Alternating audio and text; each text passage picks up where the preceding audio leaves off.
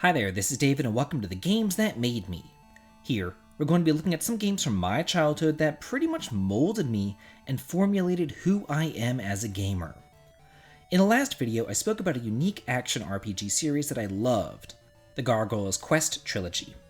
And today, I'm going to be speaking about another trilogy of games that made me the person that I am today, the Final Fantasy Legend games for the original Game Boy. My parents were not ones to stay home. Growing up, they not only dragged me all over the state of Georgia, but we had annual summer road trips to New York each year too. And all I can say is thank God for the Game Boy. Now, there weren't all that many RPGs back then, and even less so on the niche portable. I got the Game Boy in 1989 along with Tetris and Super Mario Land, and then Final Fantasy Legend for my birthday in 1991, which was my first RPG for the system. At the time, the only other Final Fantasy game that I had played was the original on the NES, because the SNES Final Fantasy II wasn't released until later on in the year, and the only other traditional RPGs that I really extensively played at the time was Dragon Warriors 1, 2, and 3.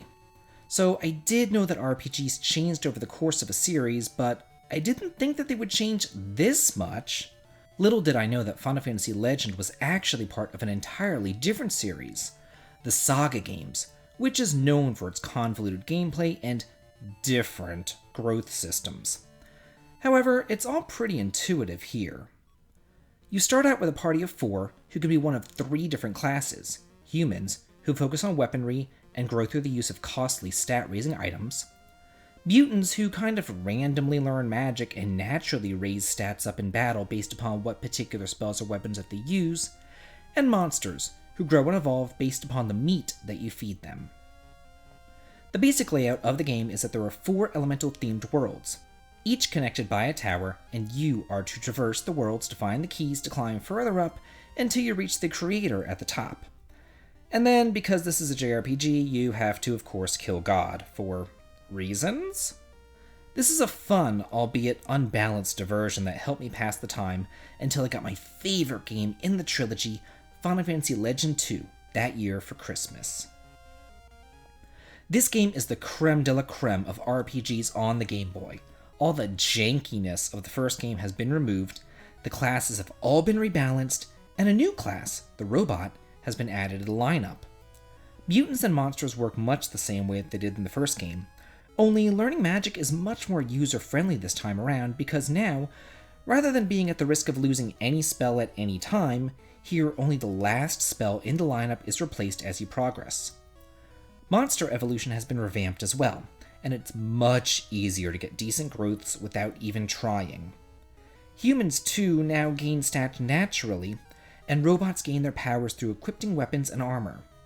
Interestingly though, once they equip something, its uses are cut in half, but they are restored upon resting at an inn.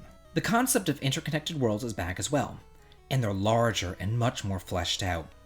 Each world is based around a culture, whether it's giants, the Orient, gods, or even beauty. I found this to be much more realistic and engrossing. There's actually some semblance of a story too, because instead of just, hey, let's all go climb a tower and kill God for shits and giggles, you're now the child of a resistance fighter who's searching for his father as well as the 77 magi hidden throughout the world.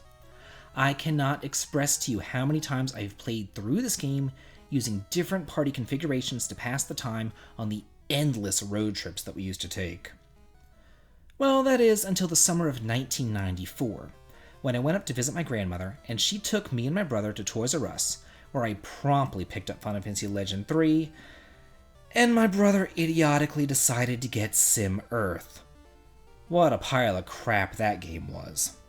But anyway, Final Fantasy Legend 3 is the most traditional game of the trilogy. It was actually made by the same people who created Final Fantasy Mystic Quest, and it dropped the whole stat-raising system and instead opted for traditional leveling up and buying magic spells.